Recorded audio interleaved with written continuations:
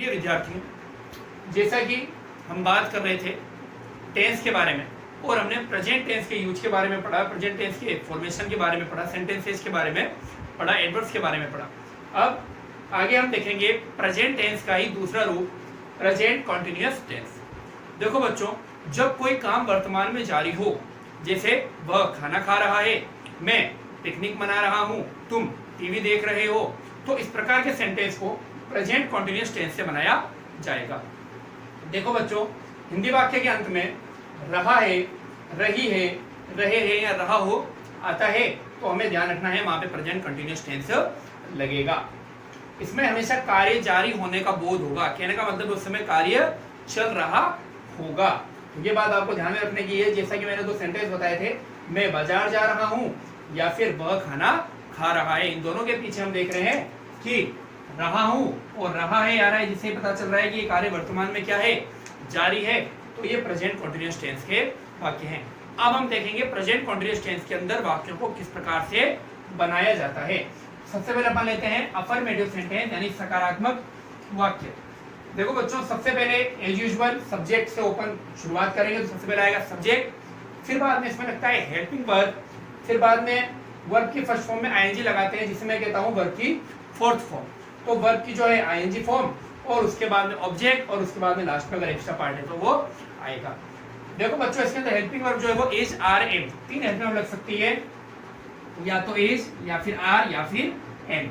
जो इज है उसका यूज किया जाएगा ही, शी, इट या फिर एक वचन सब्जेक्ट हो। जैसे मैं कहूं राम खाना खा रहा है, तो राम जो है वो क्या है, एक वचन है। लड़की गीत गा रही है, तो लड़की क्या है, एक वचन है। तो ये भी आपको ध्यान में रखना है। आर में जो है यू, वी, दे, या फिर अगर हमारा बहुवचन सब्जेक्ट होगा तो वहां पे आर लगेगा।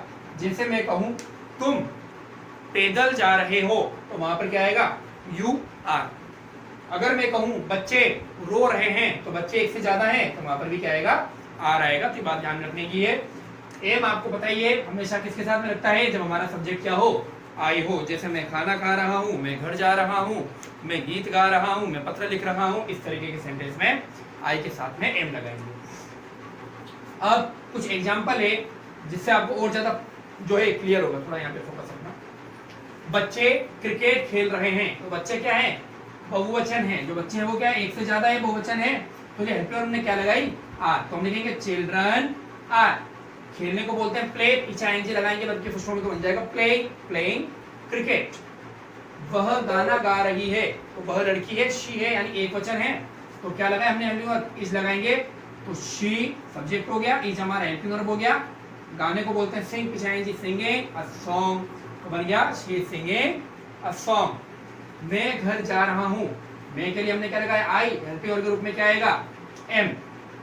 आई एम गोइंग टू हाउस या फिर होम। मेरे पिता टीवी देख रहे हैं। देखो बच्चों, यहाँ पर मेरे पिता जो है वो एक वचन है, तो हम इसके अकॉर्डिंग क्या लगाएंगे, इज लगाएंगे। तो देखो my father is watching TV, sentence बनेगा my father is watching TV.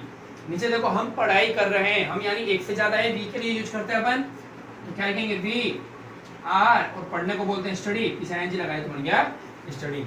तो इस तरीके से आपको ध्यान में रखना है कि जब भी हमारा सेंटेंस अफर्मेटिव होगा तो सब्जेक्ट के तुरंत बाद में इजार एम लगेगा हेल्पिंग वर्ब में, उसके बाद में वर्ब में आईएनजी लगाएंगे, फिर ऑब्जेक्ट लगाएंगे और इस तरीके से हम सेंटेंस को बना लेंगे।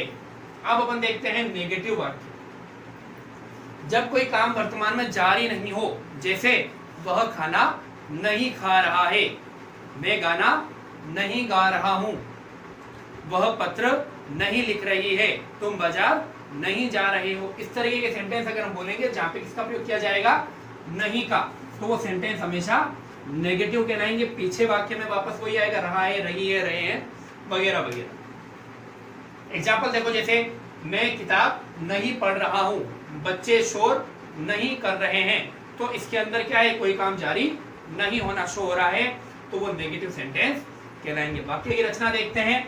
तो एज यूजुअल जैसे पहले था, सब्जेक्ट आएगा, सब्जेक्ट के बाद में हेल्पिंग वर्ब आएगा, और हेल्पिंग वर्ब के तुरंत बाद में क्या लगा देंगे, हम नोट लगा देंगे। याद रखेंगे बच्चों कि जो नोट है उसे हमेशा हेल्पिंग वर्ब के बाद में ही लगाना है।